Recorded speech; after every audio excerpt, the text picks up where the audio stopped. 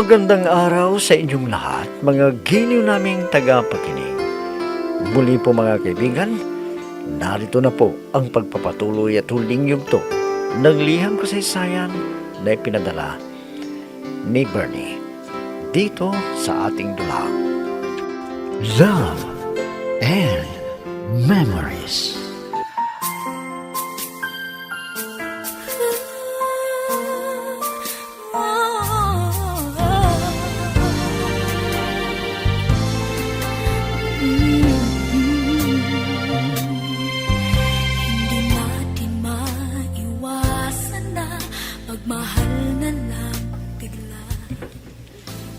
Nagtrabaho ako sa Maynila at iniwan si Itay na nag-iisang nagsaka sa aming bukid dahil hindi ko na matiis ang pagpapahirap niya sa akin.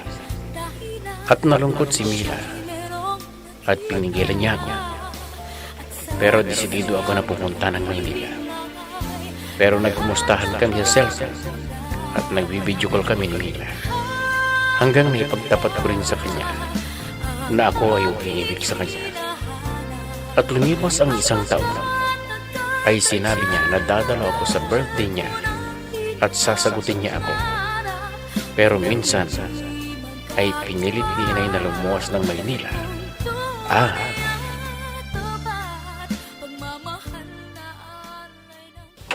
Ayan, tapos ko nang inihanda ang dadalhin ko sa aking pag-uwi sa amin. May nabili na rin akong regalo para kay Mila. Naku, excited na akong makita si Mila at gusto ko na rin marinig ang kasagutan niya. May kumakatok. Alam ko na, baka yung maniningil ng upa ng bahay yan. Sandali lang, nariyan na. Ay, Bernie, anak, buti na lang. Nahanap ko kagad ang tinitirhan mo. Oh, Inay, kayo pala. Halika kayo dito sa loob. Bakit kayo pumunta rito? Uuwi rin ako ngayon doon sa atin.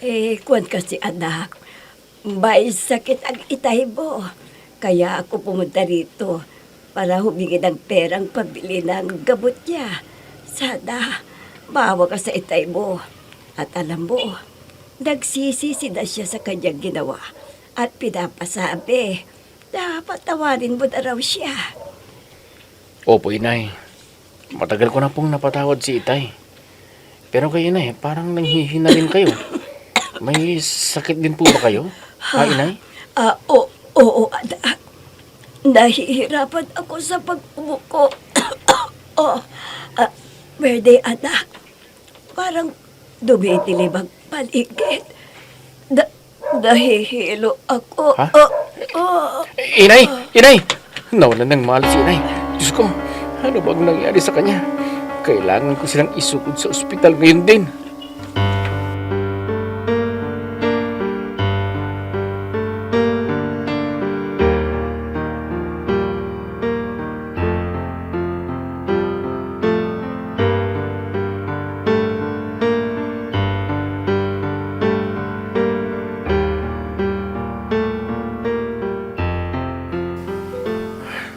Nasa emergency room si Inay.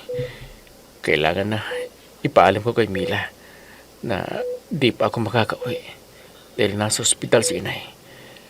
Kailangan ko pa siyang bantayan. Pero uuwi rin kami ni Inay pag magaling na siya.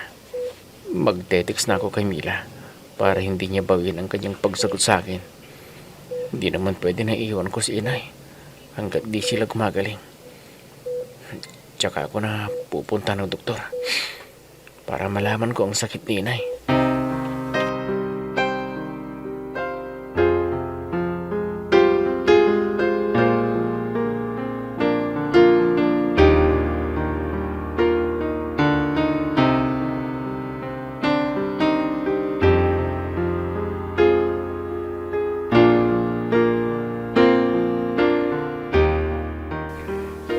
Inay, ano bang nangyari sa inyo? Bakit hindi raw kayo kumain? Kaya nanghina kayo at nahilo. At ang bulang daw ninyo ang dapat gamutin. Anak, bago ako pumunta rito, ay di na ako kumain. Dahil wala kaming ulam. Kunti rin ang bigas namin. At di na kami makautang sa tindahan dahil ayaw nang magpautang sa dami ng utang namin. Hindi bali, inay. Babayaran ko po ang utang ninyo pag uwi natin doon. At mamaya po ay pwede na kayong lumabas dito sa ospital. Ay, salamat naman anak. Alam mo bang nangulila ako sa'yo? Pero nang makita kita, parang lumakas ang pakiramdam ko. Pero nahilo po kayo dahil sa gutom. Hindi bali, wala naman kayong malubhang sakit. Kaya pwede rin tayong umuwi mamaya. Ay, tamang-tama. Doon na lang tayo sumakay sa sinakyan ko dahil uuwi rin sila babaya. At sinabi ko na hintayin nila ako. Opo, inay. Para diretso na po ang biyahe.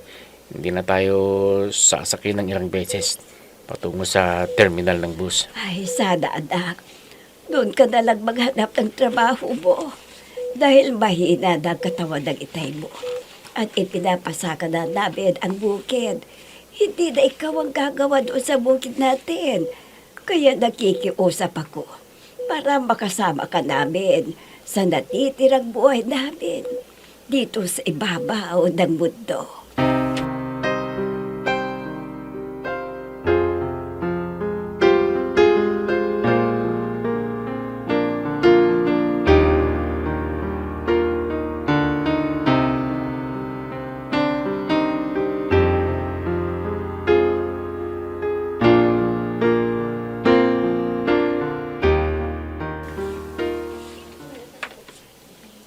Ay, Adong, nandito na si Bernie.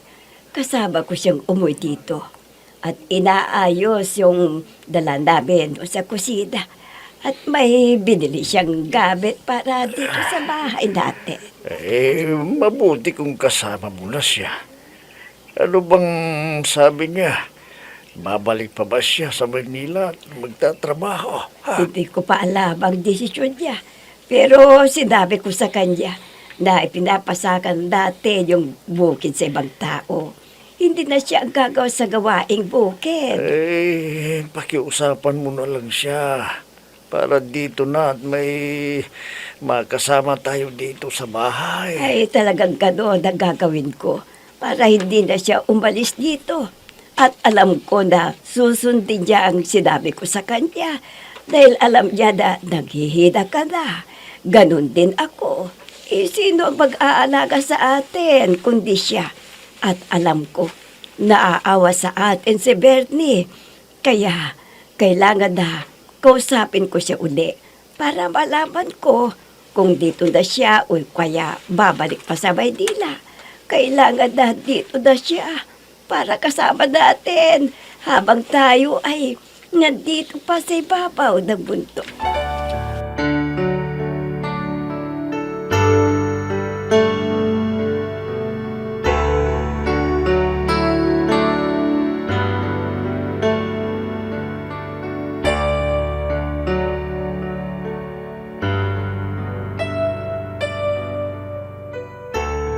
Ang dami palang inimbitahan ng daddy ng kaibigan niya. Siguradong iinom na naman si dad. Hoy, friend! Akala ko ba, konti lang ang bisita mo. Pero ang daming nasa harapan sa may bahay kubo doon. Hay nako, mga bisita ni daddy yon. O hindi mo ba nakita? May alak sa lamesa nila at ang dami pang pulutan. Bongga palang handaan sa kaarawan mo, no? Mabubusog na naman ako. At may pabaon pa. Pag uwi ko, di ba, friend? Para naman makatikim ang inay ko ng handa mo. Oo naman! Ikaw pa na matalik kong kaibigan, hindi ko bibigyan. Hayaan mo, ako ang bahala na magbabalot ng pagkain na iuwi mo mamaya. Salamat, friend, ha? Siyempre, alam mo naman, di namin kaya na makatikim ng iba't ibang putahe. Kung hindi sa mga okasyon lang, na tulad nitong kaarawan mo. Pero teka, di ka masyadong masaya. Ano bang problema, ha? Paano naman kasi yung inaasahan kong darating, hindi dumating. Hindi ko alam kung anong dahilan. Bakit hindi siya nakapunta rito? Sinasabi ko na nga ba eh. At si Bernie ang gusto mong makita na magpapasaya sa'yo. Baka naman may pinuntahan lamang siya. Siguro ang nasa isip ay marami kang bisita, kaya siguro nahiya yun. Sana nag-text man lang sana para alam ko kung kailan siya darating. Hindi yung wala. Lagi naman siyang tumatawag noon. Noong nasa Maynila pa siya. Pero, bahala siya sa buhay niya kung hindi siya pupunta dito ngayon. Minsan ng isang simpleng ngiti ay mayroong dala, isang tapat na hangarin at pangakong dakila. Hindi man ito pinapansin, minsa'y Ila, nandito ka pala, Iha. Halika doon sa kinaroroonan ng mga bisita dahil hinahanap ka nila. Dad, akala ko, konti lang ang handa sa kaarawan ko. Pero ang dami namang inibitahan yung bisita at ang daming handa. Siyempre naman, anak. Yan ang utos ng mami mo. Nagpadala siya ng pera para sa handa. At yun ang sorpresa niya. Para maging masaya ka kung kasama mo ang mga kaibigan at mga kamag-anak natin. Sana hindi na ganito. Kontento na ako kahit konti lang ang bisita natin. May ayaan mo na at ito ang gusto ng mami mo. O sige na, Iha, lumabas ka na at harapin mo na ang mga dumarating na bisita at tanggapin ang ibibigay nilang regalo sa iyo. Sige po, Dad. Mauna na kayo. May tatawagan pa ako sandali. Saka ako susunod sa inyo. Okay, Iha. Basta huwag ka nang magtatagal para hindi na maiinip ang mga bisita natin. Opo, Daddy. Tatawagan ko si Bernie para alam ko kung nasa ng taong yun. Tatanungin ko siya kung talagang tutuparin niya ang pangako niya na dadalo sa aking kaarawan.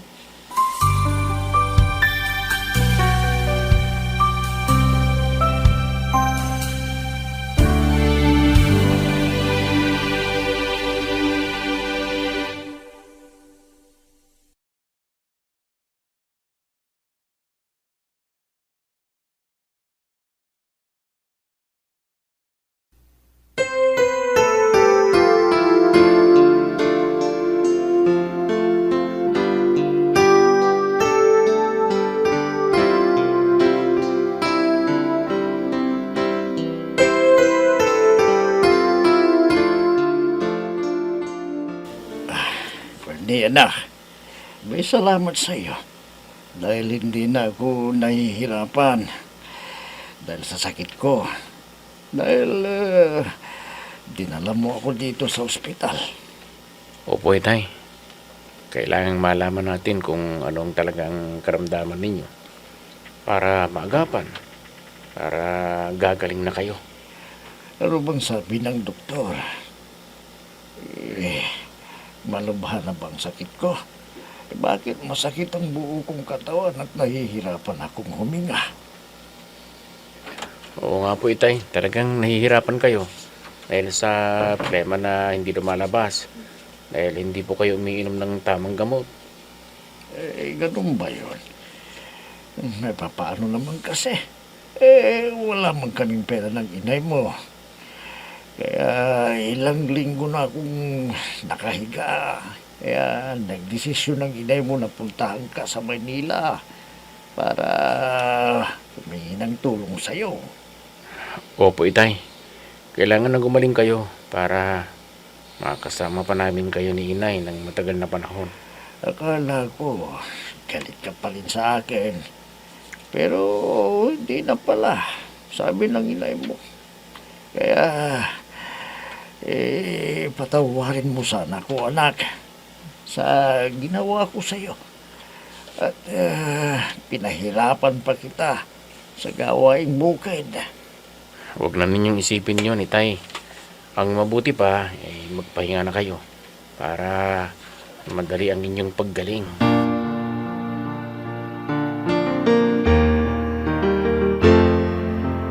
I'm so blessed I have you, 'cause you gave the world to me. You're my inspiration, the perfect one in my life forever. Ay, dako anak. may malaking regalo kang dala. Kanino ba ibibigay yun? May kasalan ka bang dadaluhan? Sasabihin ko po sa inyo ang totoo, inay. Bibigyan ko po ng regalo yung nililigawan ko dahil kaarawan niya ngayon. Ay, ganun ba anak? Sana naman ay sagutin ka na niya para magkaroon ka na ng nobya at makapaghanda ka rin para sa inyong pagpapakasal. Inay naman, hindi pa nga ako sinasagot. Pero alam ko na may pag-asa po ako, inay. Kaya sa wakas, matutupad din ang pangarap ko na natagpuan ko ng babaeng ihaharap ko sa altar. Ay, sige anak. Sana'y makabit mo ng kasagutan ng babaeng binamahal mo para maging masaya ka na rin sa buhay mo at maranasan mo kung gaano kasaya ang magkaroon ng binamahal. Talaga po, inay. Alam ba ninyo na masaya na ako kahit kausap ko lang sa cellphone. At kung minsan, nag-uusap kami sa video call. Ganun ba? Ay, buti pa sa patahon ninyo at may ganyan na gamit. Nakakausap ninyo ang gusto ninyong makausap kahit nasa malayo. Oo nga pala. Anong oras mo ba siya pupuntahan? Para maibigay mo ang iyong regalo, ha, Berne? Anong oras ba?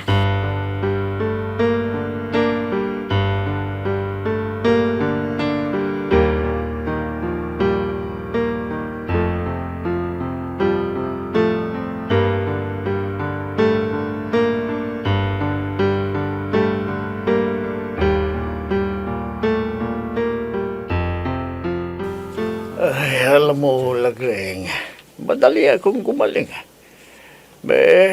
Dahil dinala ako ni Benny dito sa ospital. Ay, oo naman.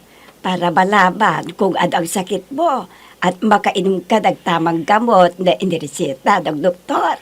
Siguro naman pwede na akong lumabas mamaya. Dahil wala na akong nararamdaman sa katawan ko. Doon na lang ako sa bahay magpapagaling ng gusto. Sige, mamaya. Pagdating ng doktor na gumamot sa iyo, ay tanungin ko kung pwede ka naglumabas dito sa ospital. Para hindi na ako mapagod nagpagpunta dito. Alam mo, naiinip na rin ako rito hindi ako masyadong nakakakain. Dahil sa mga naaamoy kong gamot dito. Basta huwag ka nagmag-alala. At sasabihin ko sa doktor na gusto mong naglumabas. Oo, para makapagkwentuhan na kami ng kumpare kong si Martin. At hindi na ako mainip na wala akong ginagawa doon sa bahay natin. Ay, dako, Adong. Pupunta mo na naman ang mga Marites. Sigurado na marami din silang ikukwento sa'yo. At tuwang-tuwa ka naman na nakikinig sa kanila. Baka sabihin nila na isa ka na ring Marites sa lugar natin.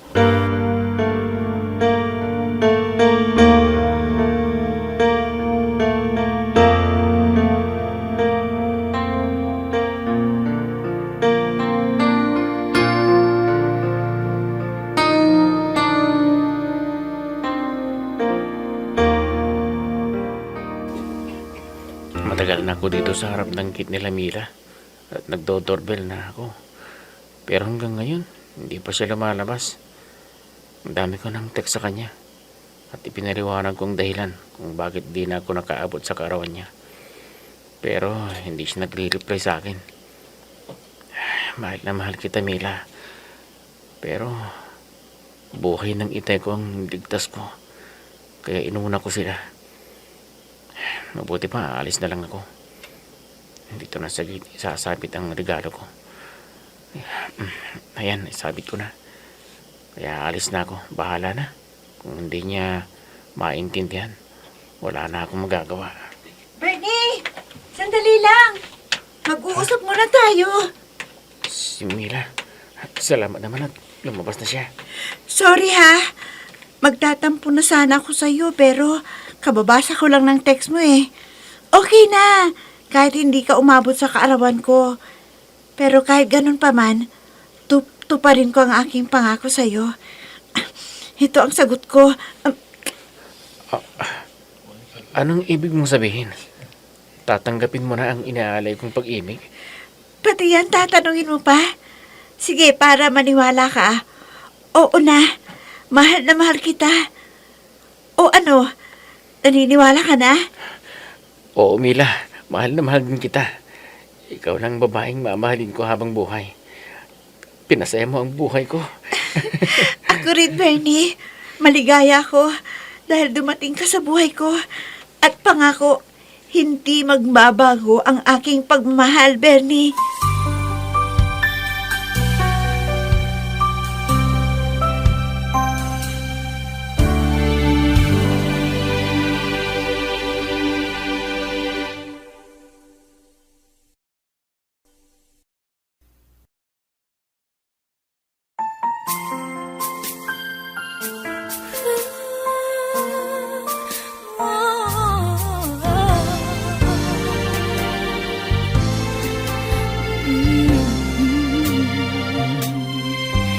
Hindi natin maiwasan na magmahal na lang bigla. Napakasaya ko sa oras na yun nang narinig ko ang kasagutan ni Mila at para akong nakatungtong sa ulap. Hanggang ngayon ay magkasintahan pa rin kami ni Mila at plano namin na sa susunod na taon ay magpapakasal na kami. Hanggang dito na lang. Nagpapasalamat. Bernie.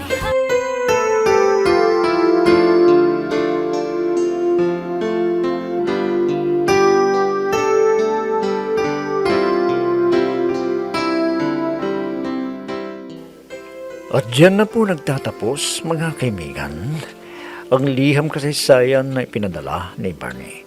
At naway kinapulutan ninyo ng aral sa buhay ang kanyang kasaysayan. Hanggang sa muli, mga kaibigan, muli po namin kayong inimbitahan na makinig at pakinggan ang bago naming isasadula. Dito pa rin sa ating dula. Love and Memories. Mga nagbibigay buhay sa ating dula ay sina Mayra Abrihal Narnola, Susan Malikdem, Robert de Guzman, Yehuda Ismael, Eva Alcoriza, Jun Cabato, Ami Diaz, at si Oscar Ora. Technical supervision at musika ni Oscar Ora. Nilapatan ng tunog ni Robert de Guzman. Mula sa panulat at direksyon ni Ami Diaz. Love and Memories. Inihahandog sa inyo ng F3 Recording Studio para sa Pambansang Radyo ng Pilipinas, Bombo Radio, Philippines.